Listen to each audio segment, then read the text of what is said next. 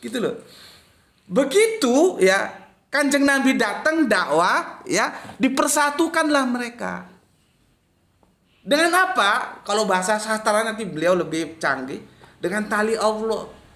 Sejak saat itu kalian di tepi jurang neraka. Kita kalau di surat 3103 ya, jangan bercerai-berai, berpegang teguhlah dengan tali Allah, bersaudaralah, tapi nggak kita jalankan. Ya, di 3112 ya, nanti kamu kalau nggak menjalankan itu kamu diliputi kehinaan. Sekarang hina nggak itu? Nggak merdeka. Karena apa? Ya ubudunya itu ingin berkuasa terus. Untuk melanggengkan kekuasaannya harus ada kekuatan asing yang untuk menopang dia. Itu masalahnya. Ya. Terus sedikit Cak Ahmad ya. Oke. Terus yang jadi masalah ya, tadi 3103 sudah 2143 ya, 2143. Kamu buka. Ya. Surat 2143 ya, 2143. Aku nggak tahu Cak Ahmad setuju nggak dengan aku. Kalau nggak setuju kan boleh, silahkan nanti disampaikan ya. Begini ya, di situ kalau arobiunnya wa kajali kaja'alnakum umatan wasatol. Di situ aja duduk permasalahannya. Itu wasit. Ya. Itu wasit ya. Wasit. Jadi kalau kita punya diksi wasit itu dari diksi Lisanul Arabian. Kan banyak bahasa Indonesia dari bahasa Melayu menyerap dari bahasa Arab. Wasit itu dari sana. Terus apa lagi? Adil itu. Coba adil bahasa Indonesianya apa? Ora ono. Ya adil itu akhirnya kita pakai ya. Oke. Di sini diterjemahkan begini ya. Dan demikian pula kami telah menjadikan kamu ya, meskipun kamunya itu kan domirnya kemana ya sudah kita nggak perdebatkan, kamu umat Islam lah sudah ya. Dan demikian pula kami telah menjadikan kamu umat pertengahan. Jadi wasit itu diterjemahkan pertengahan. Apa itu salah? Enggak. Tapi enggak tepat. Lu kalau sudah di tengah ngapain? Lolak-lolok, goblok. Jadi apa yang tepat, Gus? Yang tepat itu adalah penentu. Gitu loh. 142 berapa tadi? Bagaimana? 142 ya? 143. 143. Jadi begini, dan demikianlah pula kami telah menjadikan kamu umat Islam umat penentu. Kita ini disuruh menjadi umat penentu, bukan ditentukan. Lah kalau terjemahannya aja sudah bermasalah, bagaimana kita memahami Quran secara benar? Kok bisa wasatan umat pertengahan? Kok tengah-tengah kate lapo kon? Di sini pesannya supaya kita umat Islam itu umat yang menentukan, bukan ditentukan. Ya. Tapi kalau masih ada mengatakan enggak Gus, itu pertengahan, ya wis, karepmu, enggak apa-apa, aku hormati. Tapi kalau bagi aku dan aku ngajar ke santri-santriku, itu bukan pertengahan tapi penentu. Artinya kita mau sama sambil tak tuntaskan sebentar. Kita itu dijadikan ya, diperintahkan untuk menjadi umat penentu. Jadi tidak ditentukan kita. Gitu loh. Sekarang kita ini ditentukan.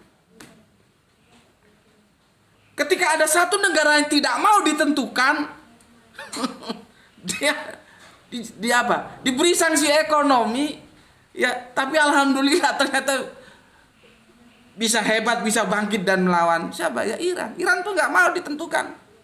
Ngapain? Sama-sama lahir dari perutnya ibu kok mau menentukan? Enggak. Ya, oke. Itu Terus 863 ya. Gue nggak tahu ini ya. Kok gue ngeri baca ayat ini. Maksudnya harus hati-hati kita terhadap pesan ayat ini. 863 ya. Untuk yang di TikTok tap-tapnya jangan berhenti ya. Terus saja ya. 863. Aku bacakan ya langsung aja gini. Bismillahirrahmanirrahim. Dan Dia Allah yang mempersatukan hati mereka. Walaupun kamu menginfakkan semua yang berada di bumi, niscaya kamu tidak dapat mempersatukan hati mereka. Tetapi Allah telah mempersatukan hati mereka.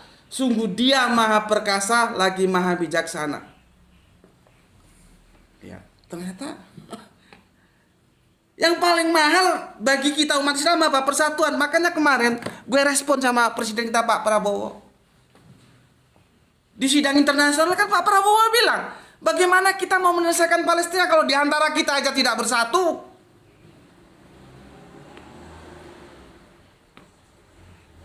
Itu Pak Prabowo kalau ngomong di luar negeri itu keren banget itu. Sayang gue nggak punya cuplikan videonya. Pak Prabowo bilang, bagaimana kita ini mau menyelesaikan Palestina, kita sendiri tidak bersatu. Artinya apa? Persatuan itu yang harus kita upayakan. Dan Al-Quran mengatakan, ya, persatuan itu bukan masalah harta, tapi masalah hati. Nggak peduli urusan hartamu triliunan, miliaran, itu nggak bisa menyatukan. Ya, jadi akhirnya kita terpecah-pecah seperti ini. Ayolah kita menyatukan hati kita, ya. Dan yang di luar lain, ya, maksudku yang di luar Islam, Anda nggak perlu cemburu, nggak perlu curiga. Islam itu nggak, orang kalau sholat aja ngucap salam kok, sambil ke kanan ke kiri, artinya dia akan memberikan damai kepada lingkungannya, gitu loh. Karena kita memang disuruh berbuat damai, ya, nggak mau rame gitu loh ya. Aku kira itu Cak Mat yang bisa aku sampaikan. Cak Mat, monggo nanti disampaikan apa yang perlu disampaikan atau kita tambah nanti dengan diskusi gitu. Monggo Cak Mat. Santai mungkin ini saya datang mentamu lah kok moro-moro disandra begini. Tamu apa ini? Tamu kehormatan ini. Matur nuwun. Oke, monggo Cak Mat. Ya, bismillahirrahmanirrahim. Assalamualaikum warahmatullahi wabarakatuh. Waalaikumsalam. Innal hamdalillah nahmaduhu wa nasta'inu wa fil umuri dunya wa dinil haq. Asyhadu an la ilaha illallah wa asyhadu anna Muhammadan abduhu wa rasuluh. Ya, begitulah guru kita ini kalau bicara itu menggebu-gebu seperti ini, tang tang tang. Ya, jadi saya tertarik tadi ingin menanggapi, tapi ya bukan ranah saya, cuma ingin ikut bicara gitu loh. Monggo. Soal politik tadi itu, kenapa sih negara Arab ini kok nggak ikut-ikut, kayaknya dibiarin gitu. Iya, betul. Ya. Sebelum ke sana, tadi itu yang Al-Anfal 63. Okay. Itu alafa baina qulubikum. Yang dimaksud qulub di situ adalah hati. Alafa itu bukan persatuan, tapi alafa itu adalah kelembutan. Yu'allifu, melembutkan. Jadi di situ kelembutan hati yang dimaksud. Gitu ya. Iya, jadi orang kalau sudah mempunyai hati yang lembut, dia akan cinta akan persatuan. Udah betul lah. Jadi ini sekilas saja. Memang terjemahan bahasa Indonesia ini bermasalah. Jangan tahu sendiri. Kalau beliaunya orangnya halus. Sudah saya tahu. Sudah ini terjemahannya memang amburadul. Jadi gini Gus, mengenai tadi ya. Iya. Ini komen. Saya bukan ahli politik, juga nggak ngerti tentang banyak politik. Tapi saya kalau melihat dari sejarah ya, kalau kita lihat Zionis ini punya misi sendiri. Misinya kalau kita mau ke belakang ya, kita kan sering kadang-kadang agak kacau memahami antara Bani Israel, keturunan Yakub, keturunan Israel, sebagai keturunan Bani itu ras, kemudian Yahudi sebagai agama, kemudian Zionis sebagai partai politik, Langkah politiknya. langkah politiknya. Lah Zionis ini kan tahun 1897 Theodor Herzl apa siapa itu pendirinya itu yang di Wina, Austria. Nah, itu kan dia mendirikan itu. Nah, diserahkan oleh Inggris tahun 48 kepada mereka. Palestina. Ya kan? Dia ini punya misi yang besar, jangan lupa. Misinya apa? Menjadikan negara Zionis ini sebentar. Zionis ini dia waktu diserai negara ini, Palestina ini oleh Inggris dari jajahan Inggris, dia itu sudah punya beberapa alternatif nama. Ada beberapa ide. Nama pertama, bagaimana kalau dinamakan negara Yudea? Yehuda. Udah, pertentangan. Bagaimana kalau negara Israel? Nah, akhirnya terjadilah satu negara Israel. Itu nama negara, bukan keturunan Bani Israel. Sebagai nama diambil dari nama keturunan Bani Israel. Itu satu dulu. Partai ini punya misi nggak? Punya dong. Misinya apa? Besar juga. Ingin apa? Ya ingin menguasai Jaziratul Arab. Tidak cuma Palestina. Arab. Kalau ini lolos misi ini, Gus, sikat semua itu. Nah, ini dari satu sisi yang lain. Kalau kita lihat Iran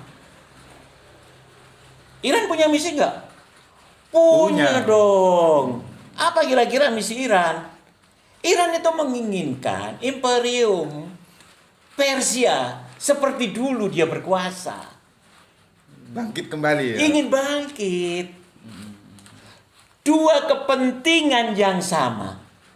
Di waktu yang sama. Di tempat yang sama.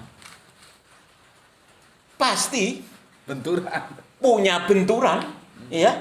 Dan punya juga kesamaan kepentingan. Satu jadi persaingan. Yang satu jadi persaingan yang lain.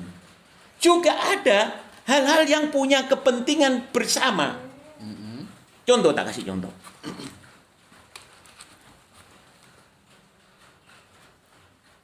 Irak, tadi kan jenengan bawa Saddam Hussein. Irak perang sama Iran. Iya. 8 tahun. Iya. Saddam Hussein ini dianggap mengancam negara Israel. Ya. Karena Irak lagi perang sama Iran, Israel pasti bantu Iran dong. Untuk menumbangkan ini dulu. Karena ini penghalang bagi misi Israel itu tadi. Jadi dua kepentingan yang sama. Amerika hajar Irak. A saja. Sorry. Singkat. Gak apa-apa. Si A hajar Irak. Irak dihajar. Ya. Kewalahan dia kelabakan ngadepi Sunni. Ditinggal. Diserahkan kepada Iran. Disuruh ini berperang. Tertangkap Saddam Hussein. Habis sudah Saddam Hussein. Seolah-olah Amerika memberikan kekuasaan kepada Iran untuk menghantam Saddam Hussein. Selesai sudah. Jadi kalau mau melihat sekarang kondisinya, dua-duanya punya misi. Dua-duanya terus terang pandangan saya ini dua-duanya mudarat bagi negara Arab. Kenapa? Nah, tadi dua-duanya mau menghabisin. Ini punya misi. Mengapa negara-negara Arab tidak pro Iran? Karena dia punya misi yang besar. Imperium Persia. Dan jangan lupa, Syiah juga pernah menghabisi orang-orang Sunni. Kenapa tuh? Sebentar. Sebentar. Mati. Ini masuk. Oke, lanjut Tam. Iran juga pernah menghabisi orang-orang Sunni. Negara Arab itu mayoritas Sunni. Hanya sebagian di Iran di sebagian kecil dari negara-negara Arab itu adalah orang-orang Syiah. Apakah betul Iran itu murni akan membantu Palestina? Kenapa baru sekarang dia nyerang Israel? Sudah berapa tahun itu Palestina dihajar habis-habisan. Kenapa dia diam? Kenapa dia tiba-tiba menyerang Israel? Karena dia dihajar sama Israel. Dia menghantam Israel itu bukan karena dia murni membela Palestina. Nah, ini kan ada dua mudarat. Kalau saya pribadi sekarang ditanya, dengan kondisi seperti ini, Anda bela mana? Bela Iran atau bela Israel? Dua-dua mudarat. Kalau saya bela Iran. Alasannya? Meskipun Iran ini Syiah, Sunni belum kuat, Pak. Kalau ini dihancurkan, Iran ini hancur, Sunni sendiri belum siap. Untuk menghadapi Zionis ini lebih jahat dari semuanya. Habis Anda dibabat. Bukan cuma penjajahan secara fisik, tapi dia juga melakukan penjajahan secara diplomatis segala macam. Jadi kondisi seperti ini memang kita pada posisi yang dua-duanya punya misi. Saya pribadi saya bela kondisi sekarang, saya bela Iran. Nggak mungkin saya bela Israel. Nggak mungkin. Meskipun kita ada perbedaan dengan Syiah, tapi kita masih punya kesamaan. Ya kan? masih lebih dekat gitu. Masih lebih dekat lah. Ini yang bahaya. Israel ini didukung oleh Syiah. Tadi Iya. kata Paman A. Apakah Cina tadi dengan sebut Rusia, kemudian Pakistan, Korea Utara ada kepentingan dengan Palestina? Tidak.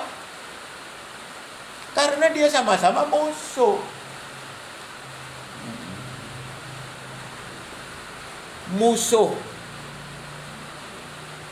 Musuhmu adalah temanku.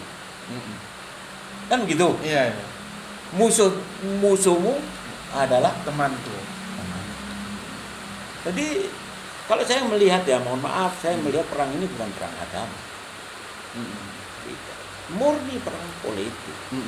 Ini pandangan saya. Boleh. Kan saya enggak tahu apa yang saya juga tidak ada persiapan gitu, tahu mendadak ke sini, datang ditodong ya. Saya memberikan masukan seperti ini, tapi nanti komen-komen yang ada di mana namanya di ini jenengan pakai apa ya? YouTube, TikTok ya, coba kita lihat apa komen-komen mereka. Kita lihat ya, ini masukan dari saya aja dengan keterbatasan pengetahuan ya.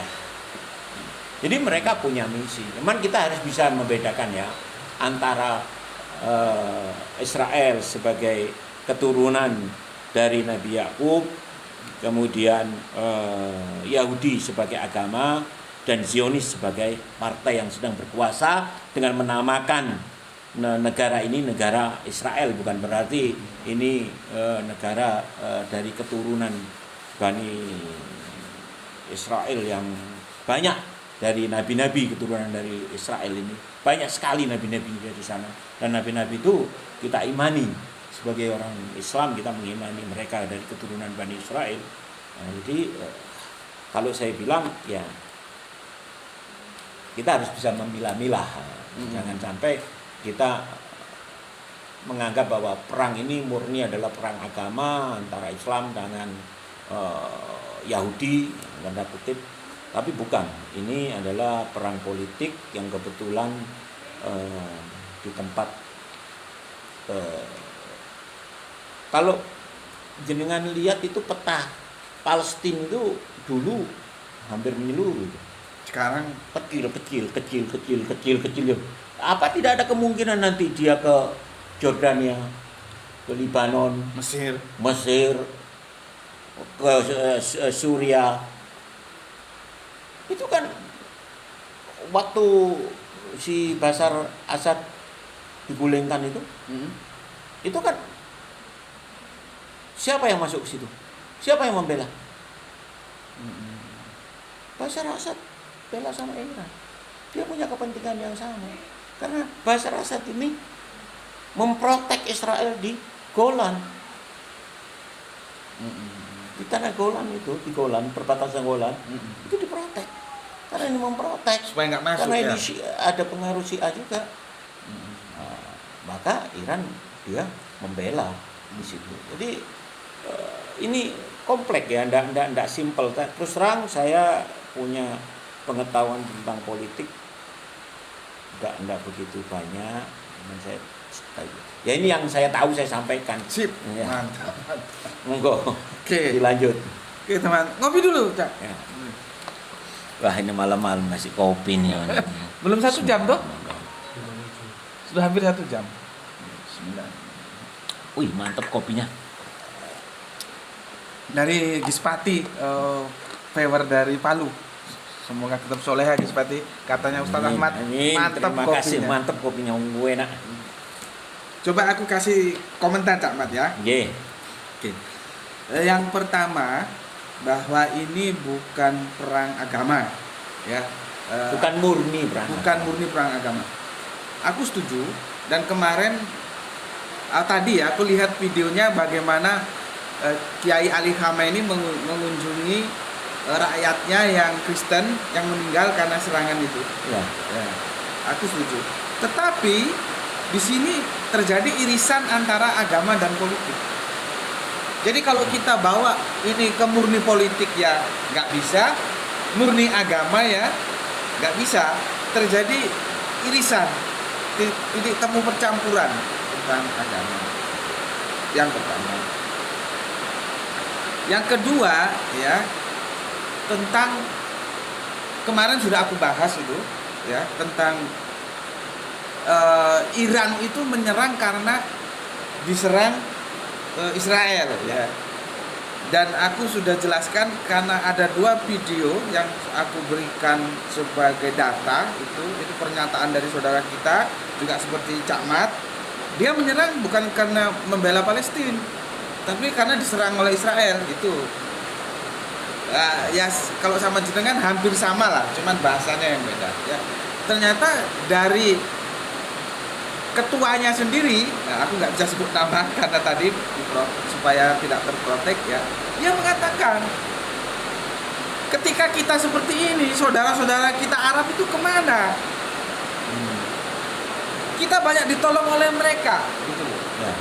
Artinya kita tidak bisa menafikan bahwa Iran itu yang menolong, gitu. Terlepas nanti ditolong ada maunya, itu nanti kita lihat. Ya, betul. Gitu Makanya, kan? Iya. Saya dalam hal ini tadi kan Oke. saya bilang bahwa saya juga dalam masalah ini saya pro Iran. Pro Iran. Pro Iran. Oke. Ya. Nah, terus kan gini Cak Mat, kenapa kok nggak dari dulu nyerang kan gitu kan? Makanya kan Cak Mat, sekarang kan terbantahkan. Dulu waktu kita di kampus-kampus itu para pengamat-pengamat dan itu sepertinya diamini kebenarannya, Iran dan Israel itu dianggap main mata. Di atas meja itu musuhan, di bawah meja temanan gitu. Jadi karena ya tadi itu kenapa saya bilang tidak? Karena dia masing-masing punya kepentingan untuk menguasai, punya misi yang berbeda, ingin berkuasa di tempat yang sama, di waktu yang bersamaan. Pasti ada kepentingan politik dan sementara ada juga persaingan politik. Jadi seolah-olah dia tadi kenapa dia dukung ini? Kok Amerika ya karena kan punya kepentingan kan di situ. Tapi yang tidak ada kepentingannya dia berperang. Sekarang ini tidak ada kepentingan ini. Ya iya, sekarang dengan adanya peperangan langsung antara Iran dan Israel, berarti kan sebuah polemik bahwa mereka main mata itu kan terbantahkan. Kalau main mata tidak. Kalau saya bilang main mata sih tidak. Tapi ada kepentingan yang sama dan ada kepentingan yang berbeda. Pada waktu di kepentingan yang sama, seolah-olah dia saling membantu untuk menjatuhkan tadi itu. Seperti kan saya bilang, musuhmu adalah temanmu. Temanku. Iya, temanmu. Musuhmu adalah temanmu. Jadi pada waktu Iran punya kepentingan yang sama dengan Israel untuk menjatuhkan Saddam Hussein, mereka bersekongkol dengan lewat paman Sam tadi. Tuh. Jadi di satu kepentingan dia bisa bersama, di kepentingan yang lain dia berkompetisi. Tapi kalau main mata sih tidak. Oke, tapi dulu itu sempat hampir diamini oleh publik gitu loh. Dan sekarang sudah clear, termentahkan. Ya. Gitu. Oke. Terus gini, kenapa kalau memang Iran itu membela Palestina kok nggak nyerang dari dulu-dulu gitu. Kan Ya. gitu kan Cak Mat bilang tadi. Ya saya jawabnya sederhana sekali Cak Mat. Untuk menyerang itu kan harus ada alasan. Gitu loh.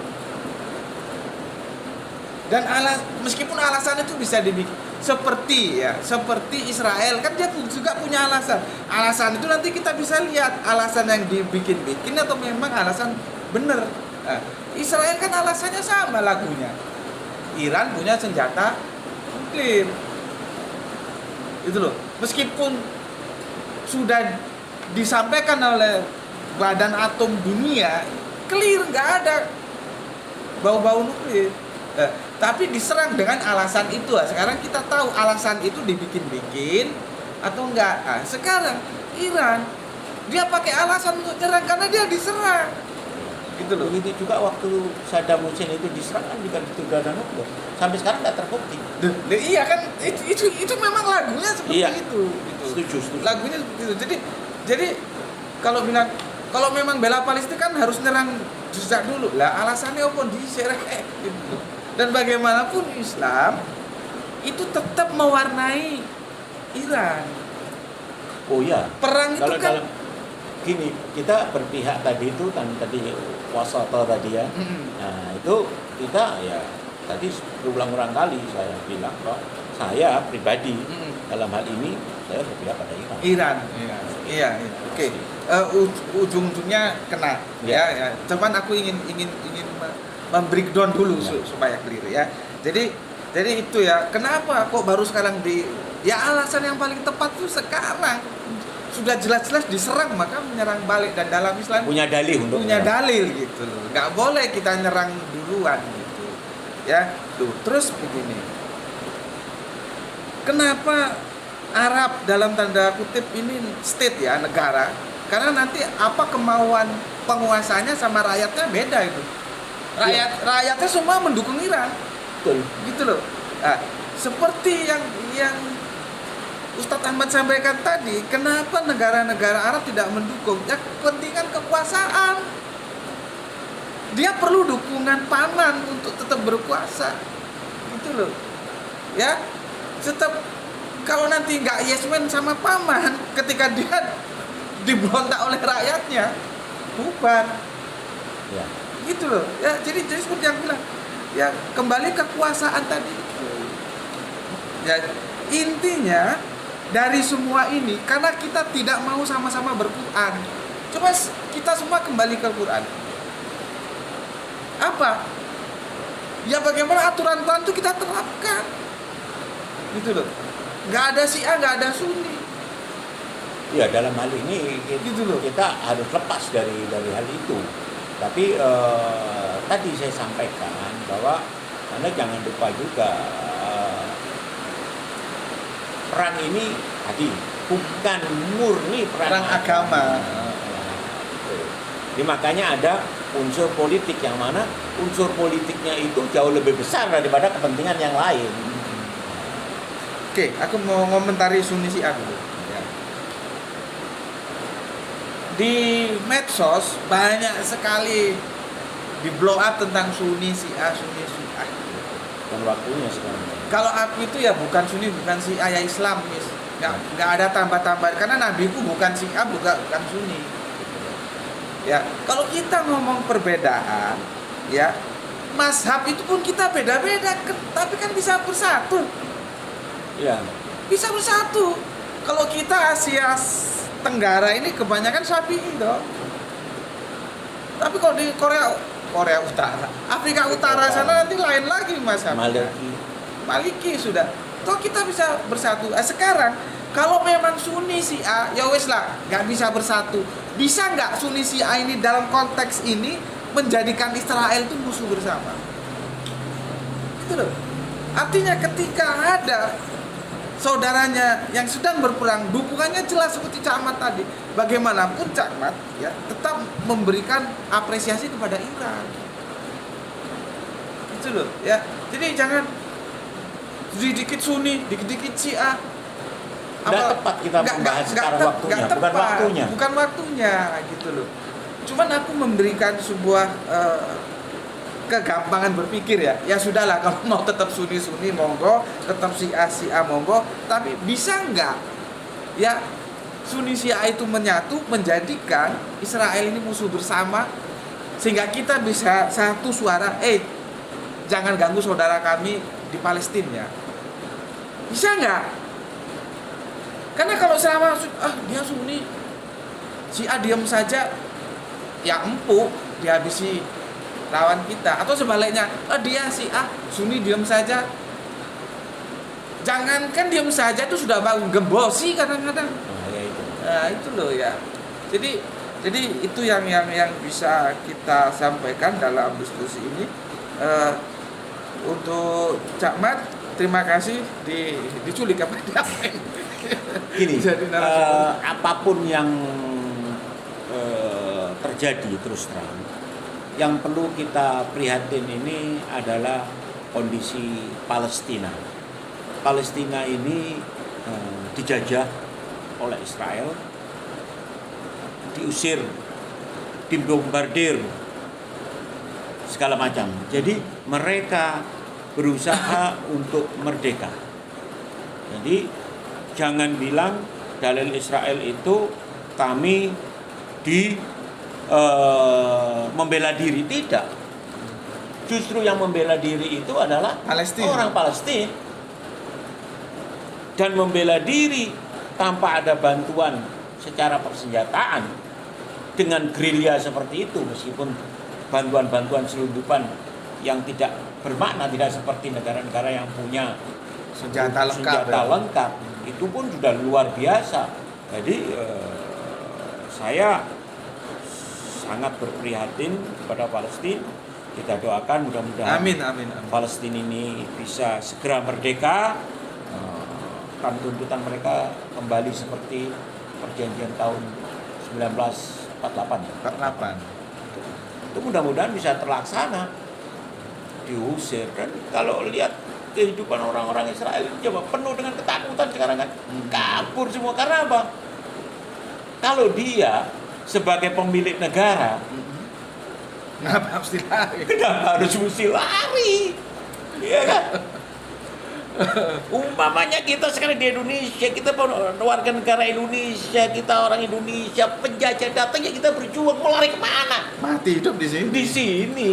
Nah, itu. Tapi mereka kenyataannya sekarang pada kabur 5-0 ini negaranya. Ya itu. Mantap. Monggo silakan dilanjut. Oke, berapa waktu tuh? 10. Sudah lebih 10 menit ya. Mohon dipersori, biasanya kita di 1 jaman ya. Ada lagi Camat yang mau disampaikan untuk closing meskipun disandras begini tapi semoga tidak rusak videonya ya, nanti rekodnya bisa diunggah sama Gra itu ya, karena kemarin tidak bisa diunggah, jadi kalau mau lihat yang di live ya. Oke, sampai di sini dulu diskusinya. Nanti kita akan angkat diskusi-diskusi yang lain. Garis bawah yang perlu aku sampaikan ke kalian adalah kepentingan kekuasaan. Ya, karena ingin aman. Negara-negara Arab tuh penguasanya ingin aman. Punya misi-misi Punya sendiri. misi-misi sendiri. Gitu, ya. Dan itu perlu bantuan kekuatan. Ya. Seandainya mereka bersatu, tentunya Palestina akan lebih mudah untuk mewujudkan kemerdekaannya gitu. Memang doa kita tidak selalu bisa dalam waktu sekejap terus terkabul, tetapi ya kita tentunya berdoa untuk saudara-saudara kita di Palestina. Kan kasihan kalau Amin. lihat Siang. anak-anak Camat. Iya, iya. Kehilangan ibu, kehilangan bapak gitu. Kehilangan masa depan, kan ngeri gitu ya. Kasihan, dan berapa ribu nyawa itu yang hilang di sana ya. Semoga, dan aku berharap sebetulnya klausul, kan sekarang klausul Camat, gencatan senjata. Iya. Harusnya dimasuk itu. You jangan jahat lagi ya sama saudara kami di Palestina. Harusnya itu dimasuk gitu loh. Supaya bisa diselesaikan, tidak lagi berkepanjangan terjadi genosida seperti itu. Dan aku teman-teman yang belum tahu ya, silakan lihat tentang genosida yang dilakukan itu. Dia mengambil surat Samuel, itu salah itu. Cara bacanya si Netanyahu salah tentang ayat itu, dan fikanya sudah aku unggah, itu bisa dilihat di sana penjelasannya. Oke, sampai di sini dulu ngobrol-ngobrol kita. Pesan aku, jaga Allah, jaga Kanjeng Nabi, jaga Al-Qur'an, jaga sholatmu, jaga keindahan iman Islammu ya. Dan pesan aku, tetaplah memberi hormat kepada saudara kita yang memilih jalan lain, karena mereka tetap saudara kita. Semoga yang belajar dan yang mengajar sama-sama mendapatkan keberuntungan, rezeki yang barokah, dan kesehatan yang prima. Terima kasih untuk saudaraku di channel YouTube, terima kasih di channel TikTok ya, atas waktunya sudah molor 10 menit lebih, harusnya 1 jam ya. Matur nuwun sudah ngaji bareng, dan terima kasih khusus untuk tamu kehormatan Cak Mat, ini masih lelah baru datang ke sini. Mohon maaf karena mengganggu. Oh, enggak. Ini saya betul-betul tidak tahu. Enggak, justru aku terima kasih. Lama kangen kepingin ketemu beliaunya, kok tiba-tiba lagi live. Jadi ya. Oke, matur nuwun Cak Mat atas Terima kasih. ngobrol-ngobrolnya, telah kemarin ngobrol-ngobrol. Oke, sampai di sini dulu akhirul kalam. Sampai ketemu lagi ya. Alhamdulillahirabbil alamin. Matur nuwun.